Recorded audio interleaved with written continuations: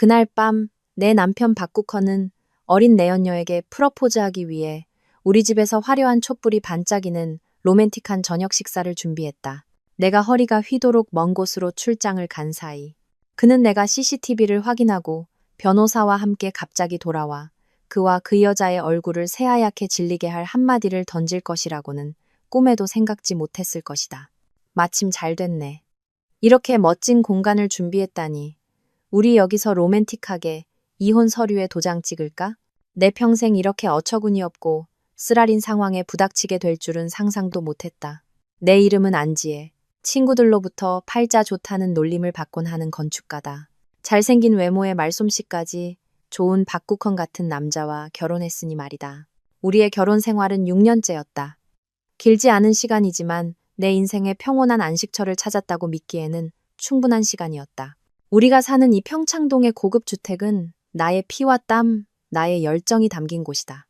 벽돌 하나, 정원의 나무 한 그루, 가구 하나하나까지 모두 내 손으로 직접 디자인하고 골랐다. 건축 비용의 대부분도 내가 수주한 계약과 설계도면 앞에서 지새운 수많은 밤으로부터 나왔다. 나는 남편에게 한 번도 계산적으로 대한 적이 없었다. 부부의 것은 곧 우리의 것이며 가정은 함께 가꾸어 나가야 한다고 늘 생각했기 때문이다. 국헌 씨는 미디어 콘텐츠 회사의 마케팅 팀장으로 일하고 있었다.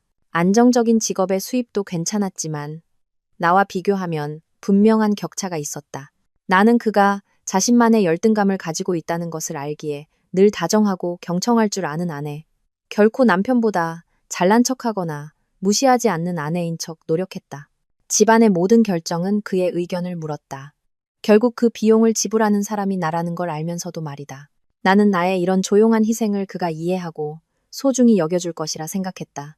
하지만 약 반년 전부터 무언가 잘못되어 가고 있음을 느끼기 시작했다. 국헌 씨는 주말에 갑작스러운 회의가 잦아졌고 예고 없는 번개 출장도 늘어났다. 그는 자신의 외모에도 훨씬 더 신경 쓰기 시작했다. 고가의 명품 향수, 명품 옷들이 그의 옷장에 점점 더 많이 나타났다. 내가 물으면 그는 그저 웃으며 요즘 업무상 외부 미팅이 많아져서 거래처 앞에서 이미지를 지켜야 한다고 말했다.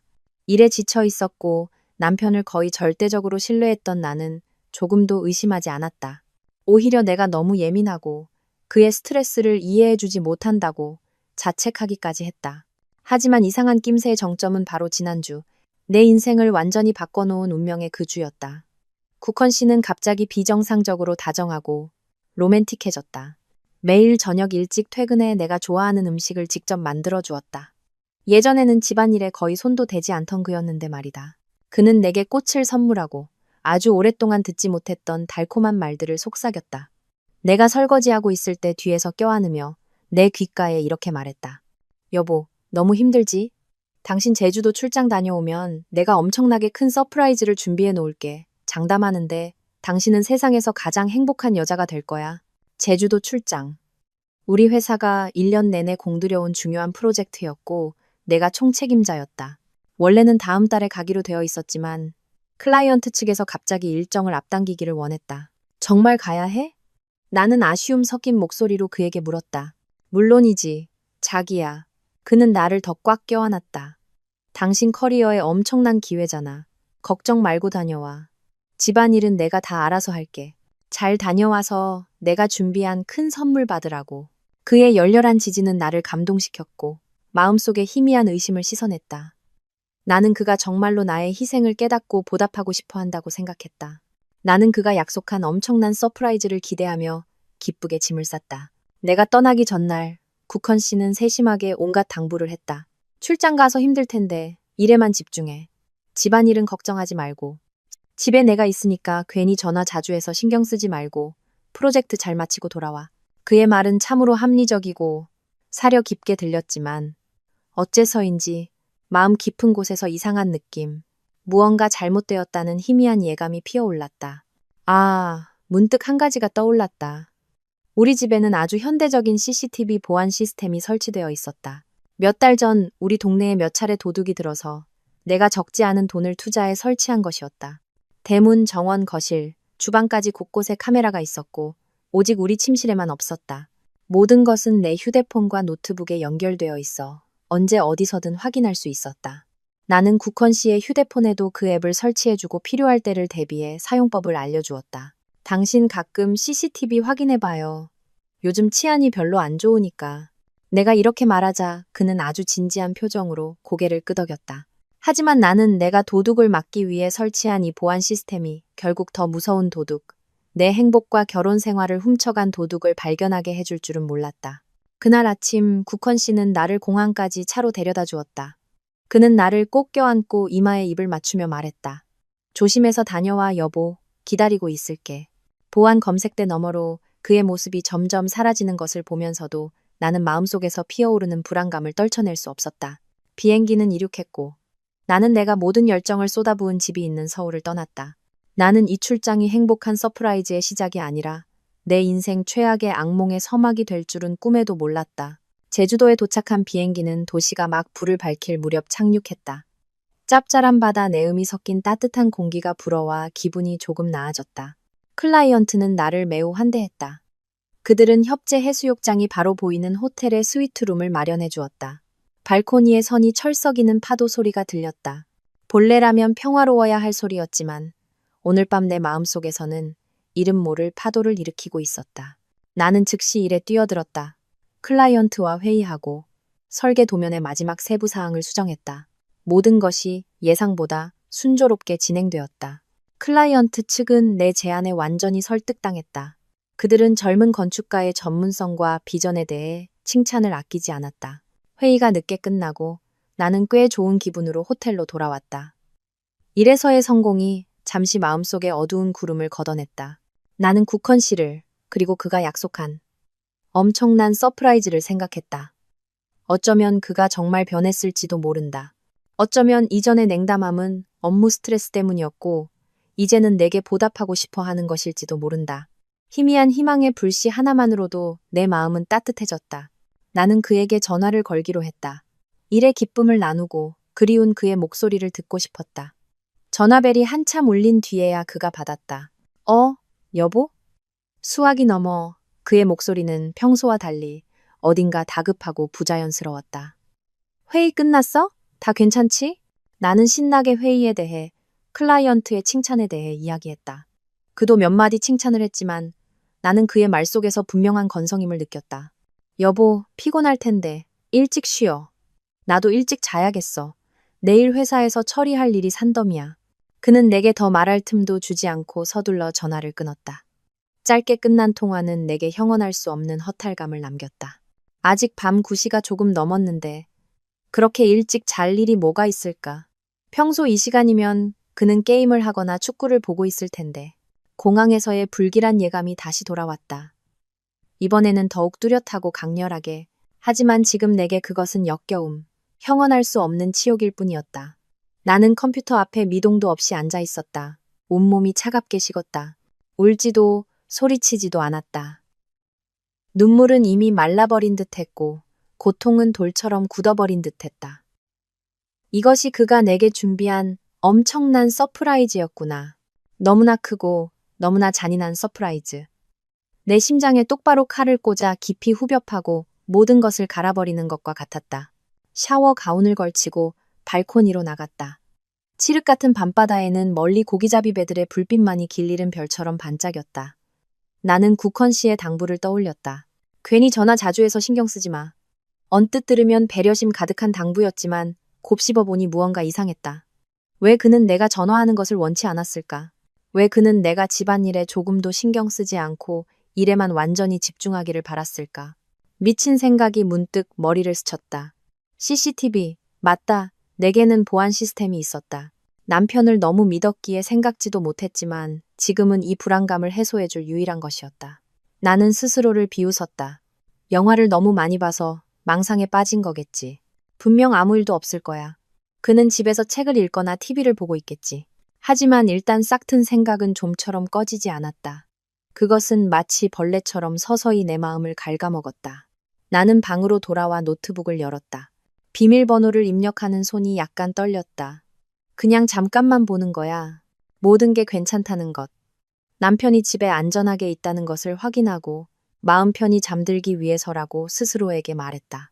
CCTV 앱의 로그인 화면이 나타났다. 나는 깊은 숨을 들이쉬고 떨리는 검지로 거실 아이콘을 향해 움직였다. 클릭하고 기다렸다. 카메라 영상이 조금씩 속 터지게 느리게 로딩되기 시작했다. 심장이 점점 더 빨리 뛰기 시작했고 숨 막히는 긴장감이 나를 덮쳤다. 나는 무엇을 두려워하고 있는 걸까? 어쩌면 내가 오랫동안 희미하게 감지했지만 감히 인정하지 못했던 진실과 마주하는 것을 두려워하고 있는 걸까? 마침내 거실 카메라 영상이 선명하게 나타났다. 그리고 첫 순간 내 심장은 쿵 하고 내려앉았다. 두려움 때문이 아니라 예상치 못한 달콤한 감정 때문이었다. 평소 따뜻한 노란 조명만 있던 우리 거실이 지금은 수십 개의 반짝이는 촛불로 밝혀져 있었다. 촛불은 벽과 내가 아끼는 크림색 가죽 소파 위에서 춤을 추며 지극히 환상적이고 로맨틱한 분위기를 자아내고 있었다. 호두나무로 만든 커피 테이블 위에는 늘 어지럽게 쌓여있던 잡지 대신 아름다운 붉은 장미 꽃병이 놓여 있었다. 그 옆에는 2개의 크리스털 와인잔과 값비싼 샴페인을 차갑게 식히고 있는 은색 아이스 버킷이 있었다. 모든 것이 완벽하게, 세세한 부분까지 섬세하게 준비되어 있었다. 나는 나도 모르게 미소를 지었다. 행복하면서도 약간은 자책하는 미소였다. 이것이 그가 말한 엄청난 서프라이즈였구나. 내가 돌아오는 것을 환영하기 위해 이 모든 것을 준비했구나. 내가 괜한 의심을 했구나. 남편을 오해했구나. 마음속에 따뜻한 감정이 차올랐고 조금 전의 모든 불안과 걱정은 사라졌다. 나는 의자에 등을 기대고 노트북 화면을 통해 그 로맨틱한 풍경을 미소 지으며 바라보았다. 내가 돌아왔을 때 그가 나를 껴안고 우리가 함께 이 멋진 저녁을 즐기는 장면을 상상했다. 내가 달콤한 상상에 빠져 있을 때 한 사람이 화면에 나타났다. 국헌 씨였다. 그는 멋진 검은색 정장을 입고 머리는 깔끔하게 빗어 넘겼다. 평소 집에서 편한 옷차림으로 게임하던 그 남자와는 완전히 다른 모습이었다. 그는 마치 로맨스 영화의 남자 주인공 같았다. 그는 방 안을 오가며 촛불 몇 개를 고치고 샴페인을 확인했다. 그의 표정에는 기대감과 약간의 긴장감이 서려 있었다. 나를 기다리고 있구나. 나는 속으로 생각했다. 하지만 그때 작은 디테일 하나가 내 입가에 미소를 굳게 만들었다. 국헌 씨는 시계를 본 뒤 휴대폰을 꺼내 전화를 걸었다. 그는 매우 빠르게 약간 초조한 목소리로 말했다. 자기, 아직 도착 안 했어? 나 한참 기다렸잖아. 빨리 와. 모든 준비 다 끝났어. 자기? 왜 자기라고 부르는 거지? 내가 아직 제주도에 있다는 걸 모르는 걸까? 차가운 기운이 등줄기를 타고 올라왔다. 아니, 분명 뭔가 착각일 거야. 어쩌면 이 파티 준비를 도와줄 친구와 통화하는 거겠지. 나는 그 비논리적인 이유에 필사적으로 매달렸다. 하지만 그때 집에 현관문이 열리고 한 여자가 들어섰다. 그 사람은 내가 아니었다. 아주 젊은, 아마도 20대 초반으로 보이는 여자였다. 그녀는 몸매를 드러내는 하얀색 슬립 드레스를 입고 있었고 긴 머리는 웨이브를 넣었으며 얼굴은 인스타그램 인플루언서처럼 완벽하게 화장되어 있었다. 나는 그녀를 알아보았다.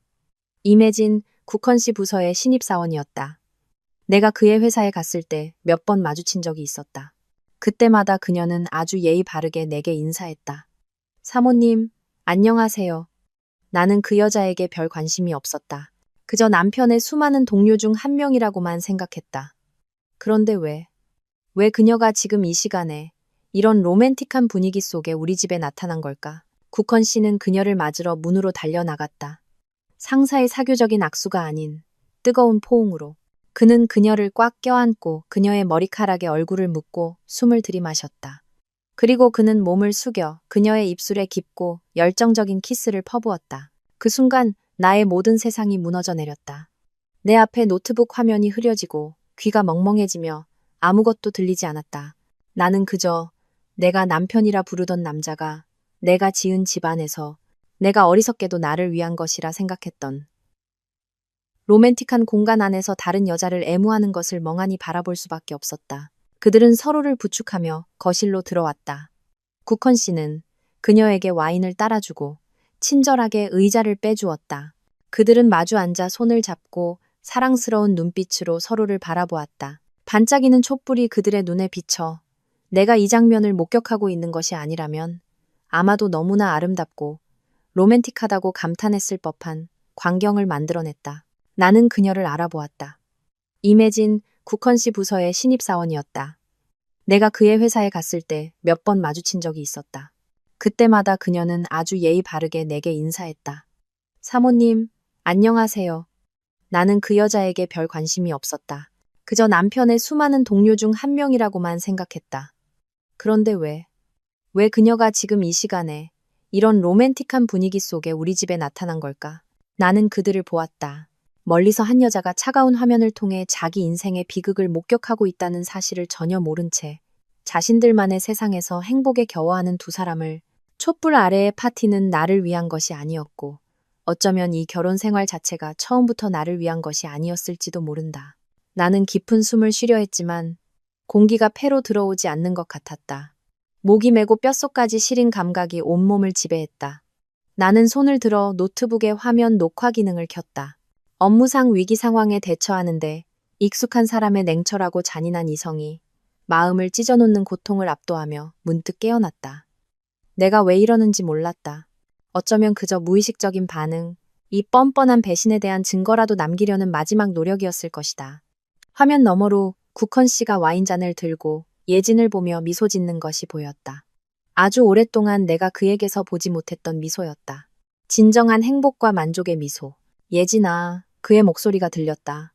노트북 스피커를 통해 들리는 소리는 약간 잡음이 섞였지만 한마디 한마디 똑똑히 들릴 만큼은 충분했다. 건배하자. 우리를 위해서. 새로운 시작을 위해서.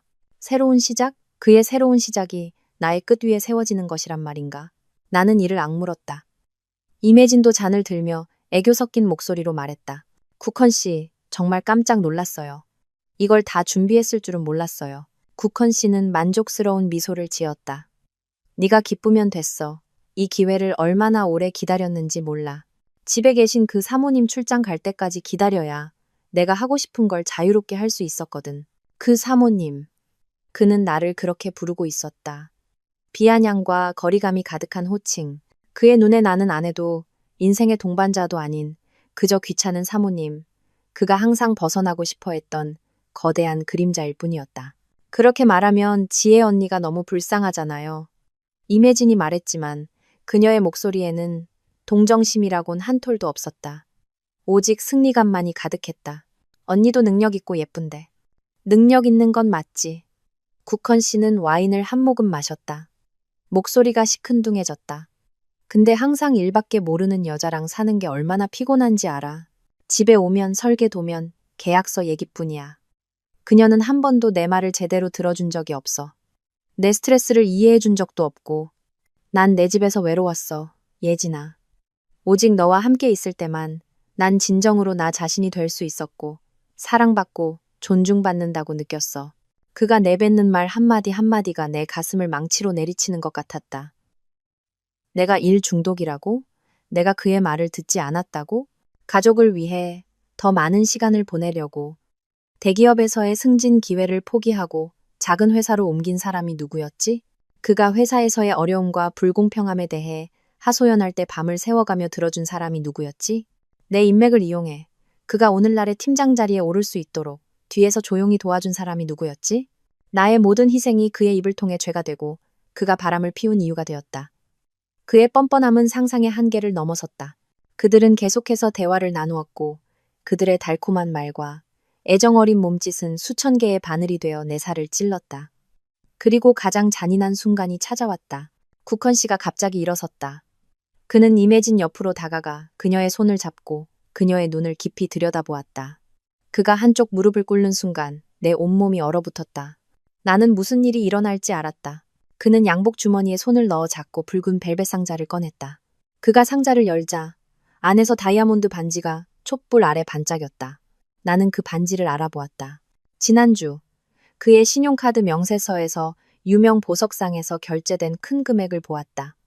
내가 묻자 그는 어머니 생신 선물을 미리 산 것이라고 했다. 또 다른 거짓말. 내연녀에게 프러포즈할 반지를 사기 위한 뻔뻔한 거짓말. 임혜진. 국헌 씨의 목소리는 장엄하고 감동적으로 변했다. 나와 결혼해 줄래? 내가 약속할게. 그녀와의 관계는 곧 끝낼 거야. 이혼하고 너에게 제대로 된 이름, 진짜 가정을 만들어줄게. 사랑해. 임혜진은 손으로 입을 가렸고 눈에는 눈물이 그렁그렁 맺혔다. 그녀는 정신없이 고개를 끄덕였다.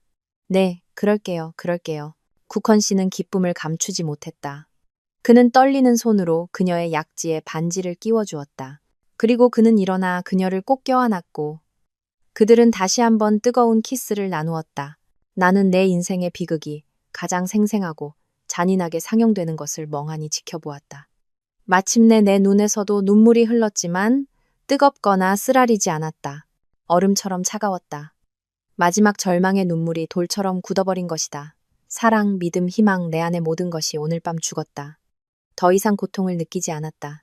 오직 무서운 공허함과 모든 것을 불태울 준비가 된 증오의 불길만이 조용히 타오르고 있었다. 나는 화면을 그들의 행복한 얼굴을 보았다. 차갑고 단호한 결심이 내 머릿속에 형성되었다. 너희들이 연극을 하고 싶었다고?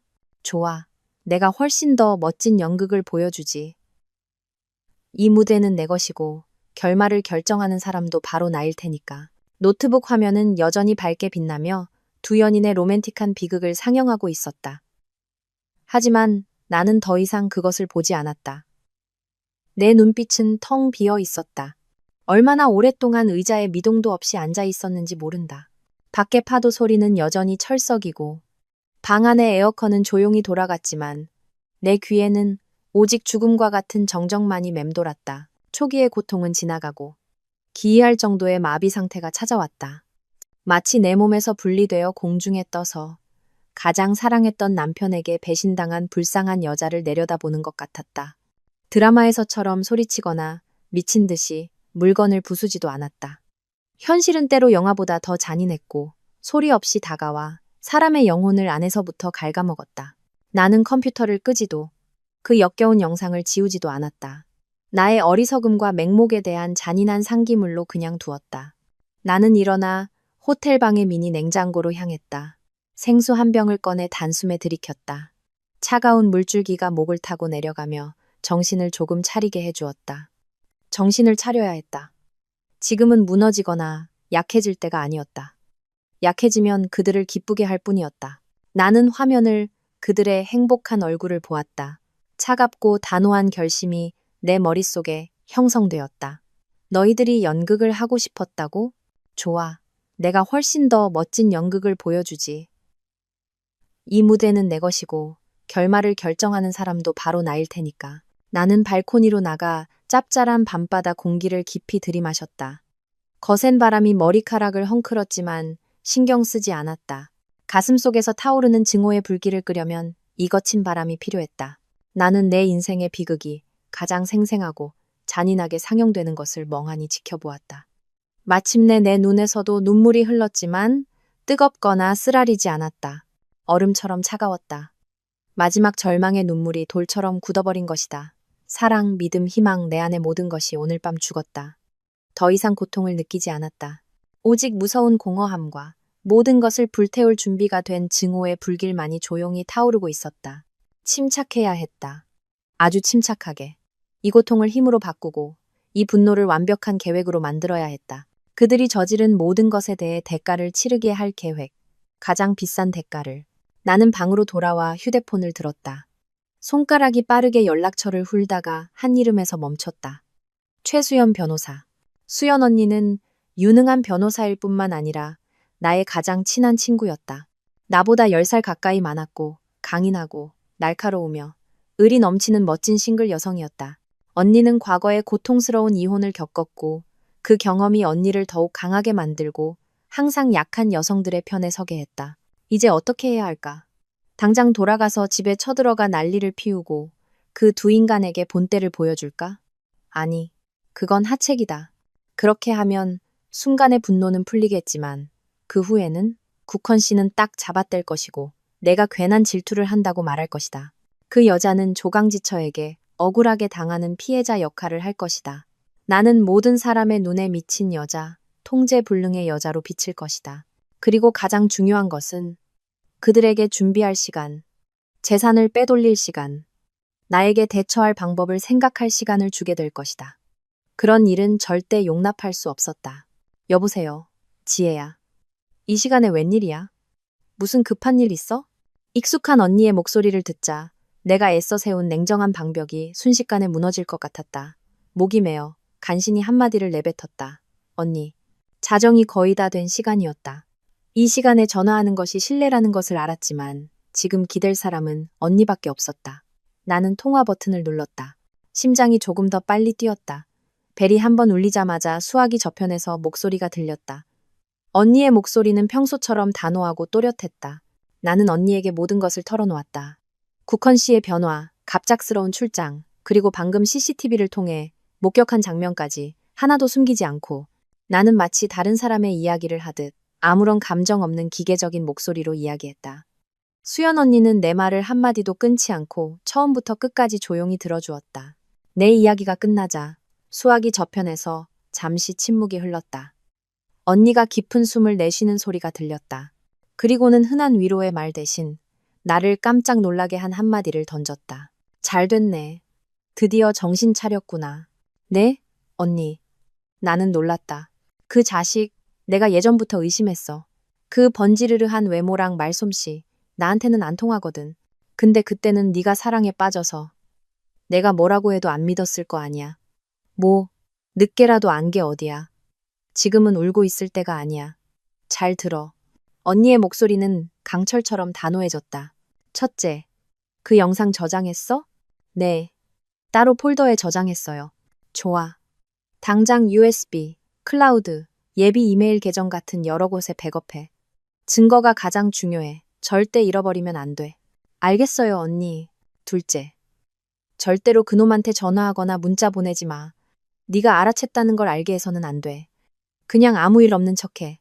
오늘 밤은 실컷 즐기라고 내버려둬. 하지만 전 못하겠어요. 해야 해. 수연 언니가 말을 잘랐다. 지금 네가 섣불리 움직이면 모든 걸 망치는 거야. 그놈들이 방심하게 만들어야 해. 네가 조용할수록 그놈들은 경계하지 않을 거야. 그럼 전 이제 어떻게 해야 해요? 네가 지금 할 일은 푹 자는 거야.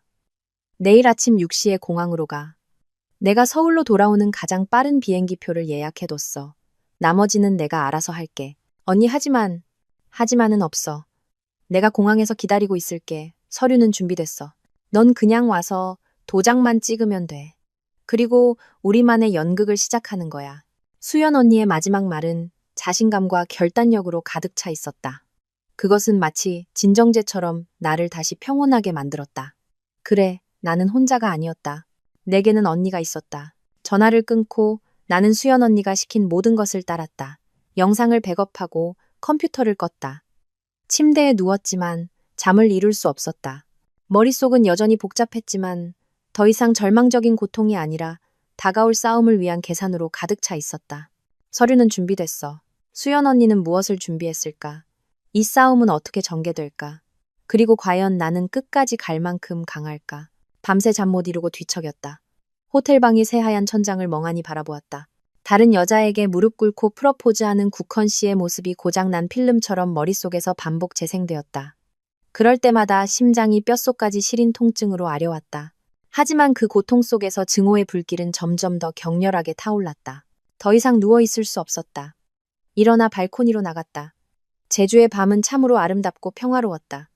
내 마음속에서 울부짖는 폭풍과는 너무나도 달랐다. 난간에 기대어 바닷바람이 피부를 스치게 하며 평정을 되찾으려 애썼다.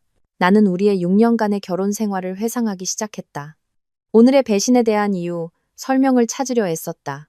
우리는 사랑했었다. 아주 많이 사랑했었다. 국헌 씨를 처음 만났을 때 그는 지방에서 올라와 도시에서 자수성가하려는 청년이었다. 가진 것은 성실함과 강한 의지뿐이었다. 바로 그 점이 나를 끌어당겼다. 어릴 때부터 비단 옷을 입고 자라 놀고 먹기만 하는 부잣집 도련님들에게 질려있던 나에게 국헌 씨는 평온함과 순수한 사랑을 느끼게 해주었다. 부모님은 이 결혼을 격렬하게 반대하셨다. 집안 차이가 너무 난다며 국헌 씨가 나를 이용하는 것뿐이라고 하셨다. 하지만 나는 모든 것을 무릅쓰고 부모님께 반항하며 그의 곁에 남았다. 우리 사랑이 모든 장애물을 극복할 만큼 크다고 생각했다. 결혼 후 나는 내 모든 저축과 부모님께 빌린 돈으로 이 집을 지었다. 국헌 씨에게 보금자리, 그가 자신의 배경에 대해 위축되지 않고 자랑스러워할 수 있는 곳을 만들어주고 싶었다. 또한 아버지의 인맥을 조용히 이용해 국헌 씨의 승진을 도왔다.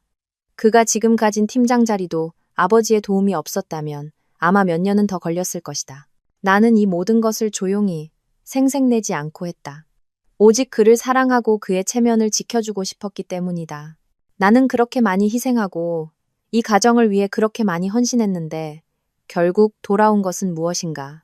배신, 거짓말, 그리고 내 집에서 당하는 치욕. 내가 어디서부터 잘못된 걸까? 너무 사랑하고 너무 믿었던 것이 잘못일까? 아니면 내가 너무 강하고 독립적이어서 그가 위축감을 느끼게 한 것이 잘못일까? 모르겠다. 그리고 어쩌면 이제는 알 필요도 없을 것이다. 중요한 것은 진실이 드러났다는 것이다. 내가 온 마음을 다해 사랑했던 남자는 이기적이고 위선적이며 배신자일 뿐이었다.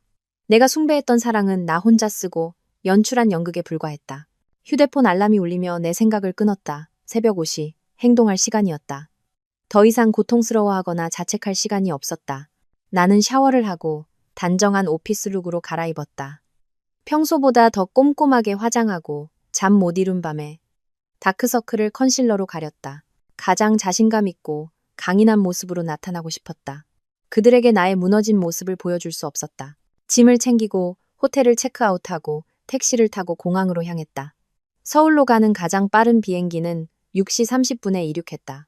비행기 창밖으로 떠다니는 하얀 구름을 보며 내 마음도 그처럼 텅 비고 막막했다. 하지만 그 막막함은 오래가지 않았다. 비행기가 고도를 낮추기 시작하고 익숙한 서울의 건물들이 보이자 강철 같은 결심이 다시 솟아올랐다. 이곳은 나의 도시, 내가 태어나고 자란 곳이다. 내 땅에서 누구도 내 명예와 삶을 짓밟게 두지 않을 것이다. 비행기가 착륙하고 나는 수화물 찾는 곳에서 빠르게 걸어 나왔다. 멀리서 익숙한 수연 언니의 모습이 보였다. 언니는 검은색 정장을 입고 머리는 높게 묶었으며 선글라스를 끼고 있었다. 강인하고 권위 있는 기운이 느껴졌다. 나를 보자 언니는 선글라스를 벗고 가볍게 미소 지었다. 왔구나. 꼬리말이 아니네.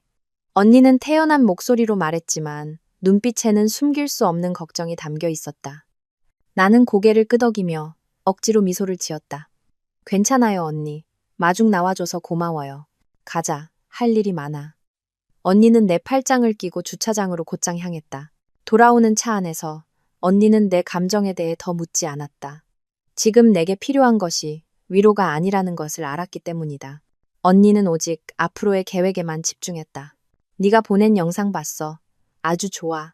선명하고 변명의 여지가 없어.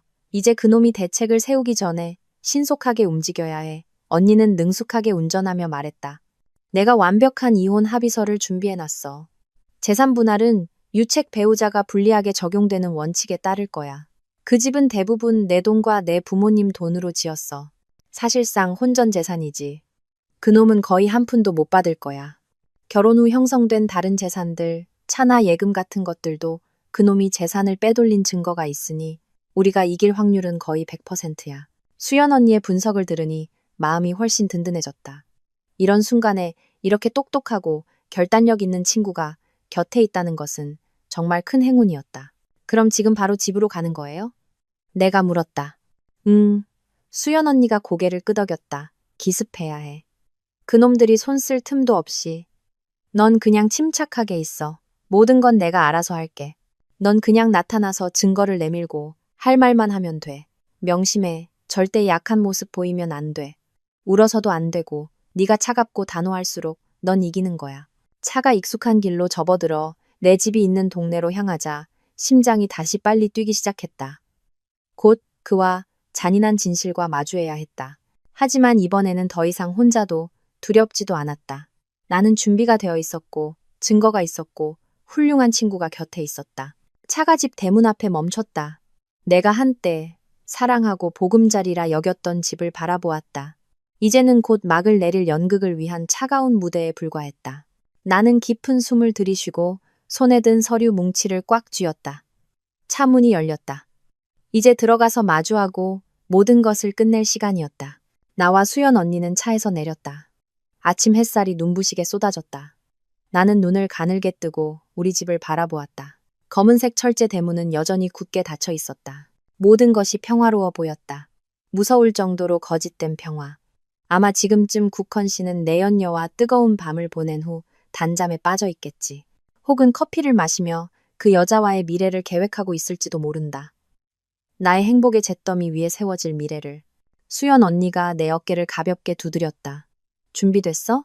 나는 고개를 끄덕였다. 눈빛이 단호해졌다. 네, 준비됐어요. 나는 가방에서 열쇠 꾸러미를 꺼냈다. 손은 전혀 떨리지 않았다. 열쇠를 자물쇠에 꽂았다. 철컥하는 건조한 소리가 울렸다. 현관문이 서서히 열렸다. 가장 먼저 우리 눈에 들어온 것은 난장판이었다. 샴페인 병이 바닥에 뒹굴고 붉은 립스틱 자국이 남은 2개의 유리잔이 테이블 위에 덩그러니 놓여 있었다. 장미꽃잎은 시들기 시작해 사방에 흩어져 있었다. 공간에는 여전히 향초와 와인, 그리고 짙은 여자 향수 냄새가 맴돌았다. 모든 것이 타락한 하룻밤의 흔적이었다. 심장이 둔한 통증으로 아려왔지만 나는 재빨리 그 감정을 억눌렀다. 지금은 감정이 끼어들 때가 아니었다. 문이 열리는 소리에 안에서 사람이 깨어난 듯했다. 계단에서 국헌 씨가 내려왔다. 그는 잠옷바지만 입고 상의는 벗은 채 머리는 헝클어져 있었다. 졸리고 피곤해 보였다. 나를 보자 그는 순간 멈칫했고 눈이 놀라움으로 커졌다. 지혜야? 어떻게 이 시간에 왔어? 그는 더듬거리며 말했고 목소리에는 당황함을 감추지 못했다. 그는 황급히 주위를 둘러보았다. 누군가를 찾는 듯했다. 그리고 내 옆에 서 있는 수연 언니를 보자 그의 표정은 더욱 혼란스러워졌다. 어떻게 미리 연락도 없이. 그리고 이분은 그가 말을 채 끝내기 전에 우리 침실에서 다른 낯선 목소리가 들려왔다. 국헌 씨, 누구 왔어요? 왜 이렇게 시끄러워요? 침실 문이 열리고 임혜진이 내려왔다. 그녀는 국헌 씨의 셔츠 하나만 걸친 채 늘씬한 다리를 드러내고 있었다. 머리는 여전히 헝클어져 있고 얼굴은 피곤해 보였지만 눈빛만은 만족감을 느낀 여자의 그것처럼 빛나고 있었다. 나를 보자 그녀의 입가에 걸려있던 미소가 순식간에 사라졌다. 그녀는 계단에 못 박힌 듯 서서 얼굴색이 놀라움에서 공포로 변했다. 우리 셋은 숨막히는 침묵 속에서 마주섰다. 공간은 끈적하게 굳어버린 것 같았고 각자의 심장 박동 소리마저 들리는 듯했다. 이제 연극의 막을 내릴 시간이었다. 침묵을 깬 것은 나였다. 나는 소리치지도 욕하지도 않았다. 그저 가볍지만 등골이 오싹할 정도로 차가운 미소를 지었다. 나는 천천히 거실로 걸어가 가방과 서류 뭉치를 테이블 위에 내려놓았다. 남편이 공들여 준비한 로맨틱한 공간을 한 바퀴 둘러보았다. 와, 정말 아름답네요. 나는 목소리를 냈다. 내 목소리가 너무나 맑고 평온해서 나 자신도 놀랄 정도였다. 장미꽃, 향초, 와인까지. 저 돌아온다고 이렇게 준비한 거예요, 여보? 국헌 씨의 얼굴에서 핏기가 싹 가셨다. 그는 어떻게 대답해야 할지 몰라. 그저 서서 더듬거릴 뿐이었다. 지혜야, 나는 그가 또 다른 거짓말을 지어낼 기회를 주지 않았다. 나는 계단에 돌처럼 굳어서 있는 임혜진을 향해 돌아섰다. 안녕하세요, 예진 씨. 남편 셔츠가 좀 커 보이네요. 그래도 잘 어울려요. 내 말은 보이지 않는 따귀가 되어 그녀의 뺨을 후려쳤다. 임혜진의 얼굴은 수치심과 분노로 붉어졌다. 그녀는 황급히 옷깃을 여미며 나를 증오에 찬 눈빛으로 쳐다보았다. 나는 다시 국헌 씨를 보았다. 여전히 미소를 띤 채 나는 테이블로 다가가 수연 언니가 준비한 서류 뭉치를 들었다. 첫 장을 펼쳤다. 굵은 글씨로 이혼 신청서라고 쓰여 있었다. 나는 그 서류를 들고 국헌 씨 앞으로 다가갔다. 그는 반사적으로 한 걸음 물러섰다. 나는 그의 공포와 혼란으로 가득 찬 눈을 깊이 들여다보았다. 국헌 씨, 나는 여전히 기이할 정도로 다정하게 말했다. 마침 잘 됐네.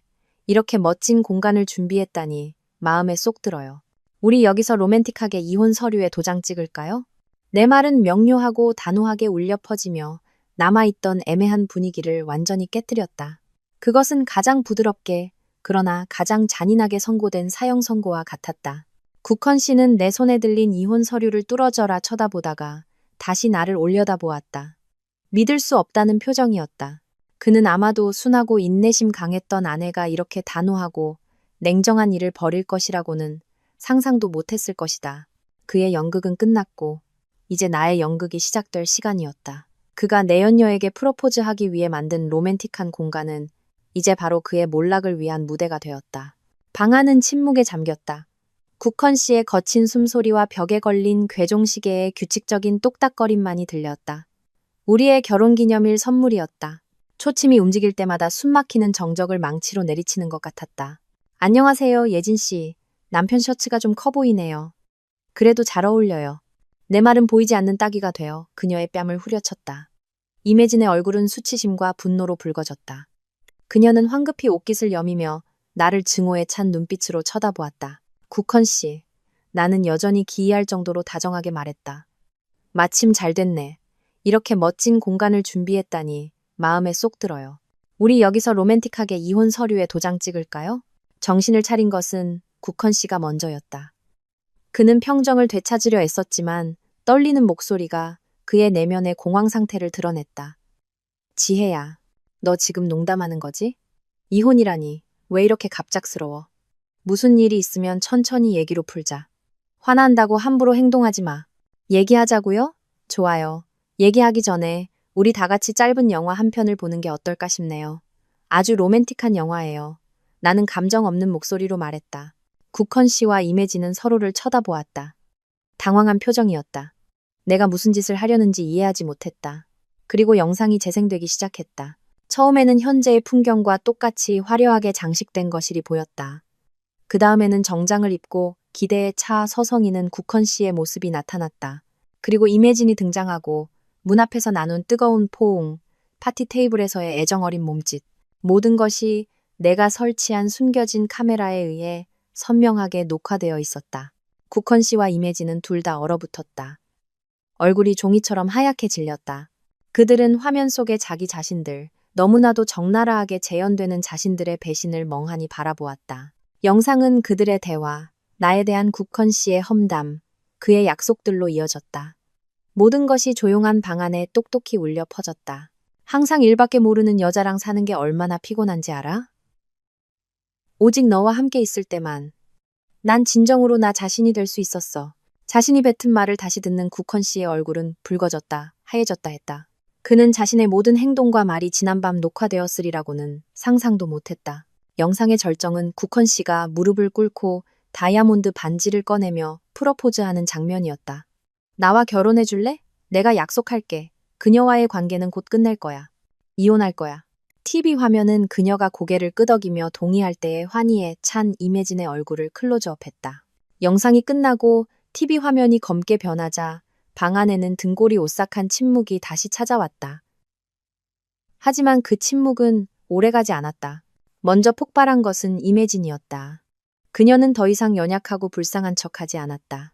그녀는 국헌 씨를 향해 돌아섰다. 눈에서는 불꽃이 튀었고 목소리는 증오에 차 끌어올랐다. 이혼? 이혼한다면서요? 지금 당신 아내가 이혼 서류 들고 여기 멀쩡히 서 있는 거 안 보여요? 날 속였어. 당신은 날 속였어. 국헌 씨는 당황하며 임혜진의 손을 잡고 설명하려 했다. 예진아, 진정해. 모든 게 네가 생각하는 것과 달라. 내가 해결할게. 해결? 어떻게 해결할 건데요? 임혜진은 국헌 씨의 손을 거칠게 뿌리쳤다. 당신은 나한테 그 여자랑 오래전에 별거했다고 했잖아요. 그 여자는 집에서 그림자 같은 존재고 아무런 발언권도 없다고 했잖아요. 이 집도 당신 거고 당신 커리어도 당신 스스로 이룬 거라고 했잖아요. 전부 다 거짓말이었어. 당신은 그냥 아내한테 빌붙어 사는 비겁한 남자였어. 임혜진이 뱉어내는 말 한마디 한마디는 국헌 씨의 자존심을 난도질했지만 동시에 국헌 씨가 그녀를 속이기 위해 사용했던 모든 거짓말을 드러냈다. 미인을 얻기 위해 그는 자신에 대해 완전히 다른 이미지를 만들어냈던 것이다. 성공하고 부유하며 불행한 결혼 생활을 하는 남자. 바람 피우는 남자들의 너무나도 흔한 수법. 나는 팔짱을 낀 채 그들의 개싸움을 조용히 지켜보았다. 통쾌함보다는 그저 우습고 한심할 뿐이었다.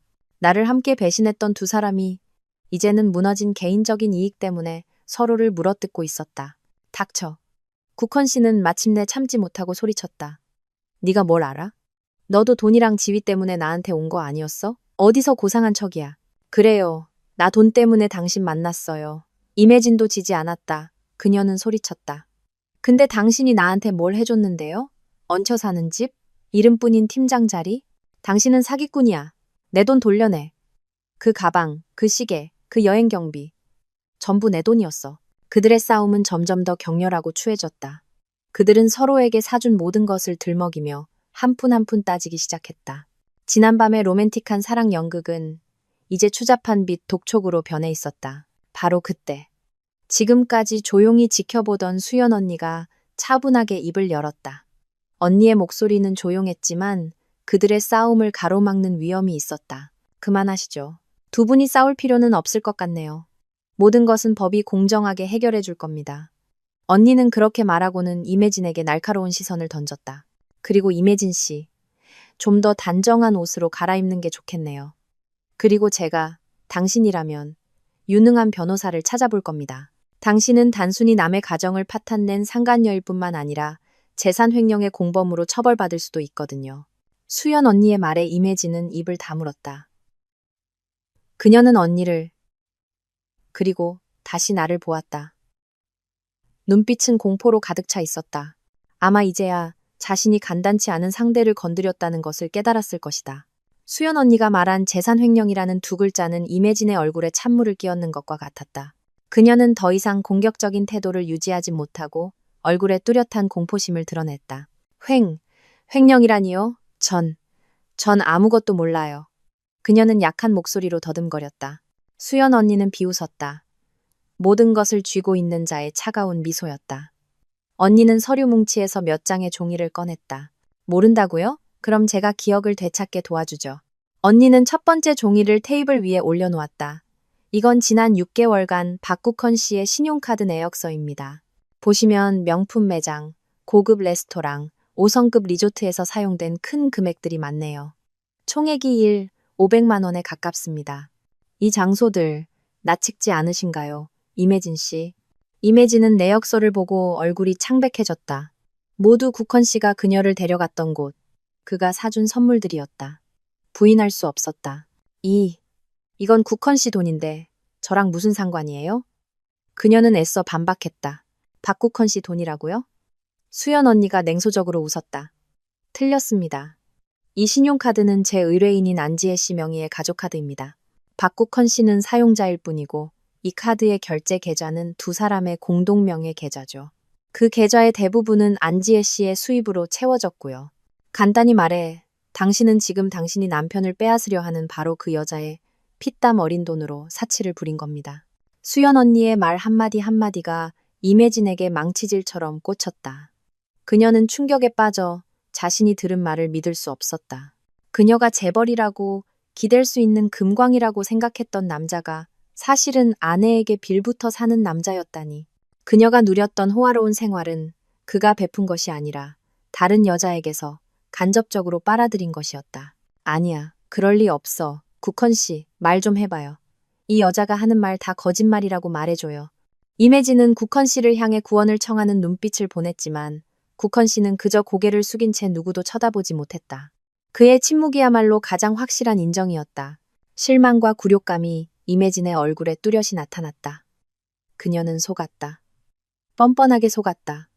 부유하고 성공한 남자의 사모님이 되겠다는 꿈은 산산조각 났다. 대신 그녀는 무능한 남자의 내연녀가 되었고 이제는 법적 문제에 휘말릴 위기에 처했다. 당신은 쓰레기야. 그녀는 소리치며 국헌 씨에게 달려들어 손톱으로 그의 얼굴을 마구 핥히었다. 날 속였어. 내 인생을 망쳤어. 내 돈 돌려내. 내 청춘 돌려내. 국헌 씨는 갑작스러운 공격에 얼굴을 가리며 비명을 질렀다. 놔. 미쳤어? 이거 놔. 어젯밤까지만 해도 뜨거웠던 연인이 이제는 상처 입은 짐승처럼 서로를 물어뜯는 광경은 실로 비극적이면서도 한심했다. 나와 수연 언니는 그저 조용히 지켜볼 뿐 누구도 말릴 생각이 없었다. 이것이 그들의 거짓과 배신에 대한 대가였다. 한바탕 몸싸움 끝에 임혜진도 힘이 빠진 듯했다. 그녀는 뒤로 물러섰다. 머리는 헝클어지고 화장은 눈물과 땀으로 번져 있었다. 그녀는 참으로 비참해 보였다. 그녀는 국헌 씨를 마지막으로 쏘아보았다. 눈빛은 증오로 가득했다. 그리고는 나와 수연 언니를 공포와 원망이 섞인 눈으로 쳐다보았다. 그녀는 더 이상 아무 말도 하지 않고 황급히 자기 가방을 챙겨 집 밖으로 뛰쳐나갔다. 나가면서 한마디를 내뱉는 것을 잊지 않았다. 두고 봐. 내가 가만두지 않을 거야. 문이 쾅 닫히고 방 안은 마침내 조용해졌다. 이제 우리 셋만 남았다. 국헌 씨는 여전히 서 있었다. 얼굴에는 피가 맺힌 할퀸 자국이 선명했다. 그는 모든 것을 잃은 폐잔병 같았다. 내연녀는 떠나고 진실은 드러났으며 위선적인 가면은 벗겨졌다. 그는 더 이상 잃을 것이 없었다. 나는 이쯤 되면 그가 고개를 숙이고 잘못을 빌 것이라고 생각했지만 나는 또다시 그의 뻔뻔함을 과소평가했다. 몇 분간의 침묵 후 그가 고개를 들었다. 눈빛에는 더 이상 공황 상태가 아닌 도전적인 기운이 서려 있었다. 잘났어, 안지혜. 네가 이겼어. 날 망신 주고 그 애를 쫓아내고 모든 걸 망쳐놨어. 이제 속이 시원해. 그는 원망 가득한 목소리로 말했다. 망쳐놨다고? 모든 것을 망친 사람이 누군데? 나는 그가 그런 말을 할 수 있다는 사실을 믿을 수 없었다. 당신이 바람 피우고 나를 속이고 내연녀를 이 집에 끌어들였잖아. 이제 와서 내 탓을 해? 내 탓이 아니면 뭔데? 국헌 씨가 목에 핏대를 세우며 소리쳤다. 네가 항상 일만 몰두하지 않았다면, 네가 항상 나보다 잘난 척하지 않았다면 내가 밖에서 위안을 찾지 않았을 거야. 다 너 때문이야. 이것이 그의 진짜 생각이었다. 그는 전혀 후회하지 않았고 자신의 잘못을 깨닫지 못했다. 그는 그저 자신의 잘못된 행동을 정당화할 핑계를 찾고 있을 뿐이었다. 나는 이 인간과 더 이상 할 말이 없었다. 모든 말이 무의미해졌다. 나는 수연 언니를 향해 피곤한 목소리로 말했다. 언니, 저 사람이랑 더 이상 얘기하고 싶지 않아요. 나머지는 언니가 처리해주세요. 알았어. 수연 언니가 고개를 끄덕였다. 언니는 한 걸음 앞으로 나아가 국헌 씨 앞 테이블에 이혼 서류를 놓았다. 박국헌 씨, 여기에 서명하는 게 모두를 위한 최선의 방법일 겁니다. 국헌 씨는 이혼 서류를 뚫어져라 쳐다보다가 갑자기 비열하게 웃었다. 서명? 내가 왜 해야 하지? 안 해. 너희들이 뭘 할 수 있는지 보자고. 이 집 나도 기여한 몫이 있어. 빈손으로 나갈 순 없지. 그는 그렇게 말하고는 휴대폰을 꺼내 번호를 눌렀다. 엄마. 지금 당장 우리 집으로 와요. 엄마 며느리가 아들을 집에서 쫓아내려고 해요. 그는 자신의 마지막 카드, 상황을 역전시킬 수 있다고 믿는 카드를 꺼내 들었다. 국헌 씨가 어머니에게 전화하는 것을 듣고도 나는 전혀 동요하지 않았다. 오히려 조금 기다렸다는 생각마저 들었다. 나는 그녀가 조만간 나타날 것이라는 것을 알고 있었다. 나의 시어머니, 문행자 여사. 지난 6년간 내가 애써 환심을 사려 했지만 단 한 번도 인정을 받지 못했던 사람. 그녀는 일찍 남편을 여의고 홀로 국헌 씨를 힘들게 키웠다. 아들에 대한 그녀의 사랑은 부인할 수 없지만 그것은 병적인 수준의 과보호와 통제로 변질되었다. 그녀는 항상 국헌 씨를 자신의 가장 소중한 재산으로 여겼고 그에게 다가오는 모든 여자를 아들을 빼앗아 가려는 적으로 간주했다. 특히 나처럼 성공하고 독립적인 며느리는 그녀에게 눈엣 가시였다. 그녀는 항상 열등감을 느꼈고 내 가치를 깎아내리고 시어머니로서의 권위를 증명하기 위해 흠을 잡고 비난할 구실만 찾았다. 나는 그녀의 등장이 상황을 좋게 만들기는커녕 불에 기름을 붓는 격이 될 것이라는 것을 알았다. 하지만 이 또한 피할 수 없는 대결이라는 것도 알았다. 문제를 완전히 해결하기 위해서는 그 모즈와 모두 맞서야 했다. 약 30분 후 초인종이 울렸다. 국헌 씨는 마치 구세주를 맞이하듯 황급히 달려가 문을 열었다. 시어머니 문행자 여사가 폭풍처럼 집 안으로 들어왔다. 그녀는 나를 쳐다보지도 수연 언니에게 인사하지도 않았다. 곧장 아들에게 다가가 그를 꼭 껴안고 눈물을 글썽였다. 국헌아, 내 아들. 세상에, 어쩌다 이 꼴이 됐어? 얼굴은 왜 이렇게 긁혔니? 그 여우 같은 년이 너를 때렸니? 그녀는 국헌 씨 얼굴의 상처를 안타깝게 어루만지며 말했다. 참으로 감동적인 모정 연극이었다. 국헌 씨는 어머니의 비호를 받는 아이처럼 하소연하기 시작했다. 목소리는 억울함으로 가득했다. 엄마, 얘 좀 보세요. 전 그냥 동료 직원을 일 때문에 집에 데려왔을 뿐인데 얘가 난리를 피우고 이혼하자고 집에서 나가라고 해요. 심지어 외부인이랑 짜고 저를 모함하고 해치려 해요. 세상에 그런 악독한 여자가 다 있나. 문행자 여사는 나를 향해 불꽃 튀는 눈으로 쏘아보았다. 안지혜, 너는 정말 독사 같은 년이구나. 우리 국헌이가 너한테 뭘 잘못했는데? 착하고 성실하고 아내를 지극정성으로 사랑하는 애한테 네가 어떻게 이럴 수 있어? 너 사람이니? 나는 그저 팔짱을 낀 채 그들 모자의 연극을 지켜보았다. 그들의 말은 너무나 어처구니 없어서 반박할 가치조차 느끼지 못했다. 수연 언니가 보다 못해 나섰다. 목소리는 차분했지만 단호했다. 어머님, 진정하시고 사실관계를 정확히 파악하시는 게 좋겠습니다. 아드님은 동료를 일 때문에 집에 데려온 게 아니라 아내가 출장 간 틈을 타 내연녀를 집에 들여 프러포즈를 했습니다. 수연 언니는 여전히 켜져 있는 TV 화면을 가리켰다. 모든 진실이 여기에 녹화되어 있습니다. 원하시면 다시 보여드릴 수도 있고요. 그 말에 문행자 여사는 잠시 주춤했다. 그녀는 TV 화면을 힐끗 보고 다시 아들을 보았다. 눈빛에 약간의 의심이 서렸다. 하지만 그녀는 곧 그 생각을 떨쳐냈다. 볼 필요 없어. 난 내 아들 믿어. 분명 내년이 함정을 판 거겠지. 네 돈으로 그 계집애를 매수해서 우리 아들 모함하려고 연극 꾸민 거 아니야? 그녀의 맹목적인 비호는 실로 할 말을 잃게 만들었다. 그녀의 눈에 아들은 영원히 착한 아이, 절대 잘못을 저지르지 않는 아이였다. 모든 잘못은 다른 사람, 특히 며느리 탓이었다. 됐습니다. 어머님과 이 문제로 더 이상 언쟁하고 싶지 않습니다. 수연 언니는 인내심을 잃은 목소리로 말했다. 오늘 저희가 여기 온 것은 이혼 문제를 마무리 짓기 위해서입니다. 협조해 주시길 바랍니다. 이혼? 이혼은 무슨 이혼? 문행자 여사가 소리쳤다. 이 집은 내 아들이랑 며느리가 같이 일군 거야. 이혼하더라도 당연히 절반은 받아야지. 우리 며느리 돈 많고 능력 있잖아. 남편한테 재산 좀 나눠주는 게 뭐가 잘못됐어? 여자가 밖에 나가서 아무리 잘 나가도 집에 오면 아내 도리를 알아야지. 시댁에 헌신할 줄도 알아야 하고. 나는 그저 팔짱을 낀 채 그들 모자의 연극을 지켜보았다. 그들의 말은 너무나 어처구니 없어서 반박할 가치조차 느끼지 못했다. 수연 언니가 보다 못해 나섰다. 목소리는 차분했지만 단호했다. 문행자 여사는 종이에 적힌 빽빽한 숫자들을 눈을 가늘게 뜨고 쳐다보았다. 그녀는 그 숫자들이 무엇을 의미하는지 이해하지 못했지만 국헌 씨는 달랐다.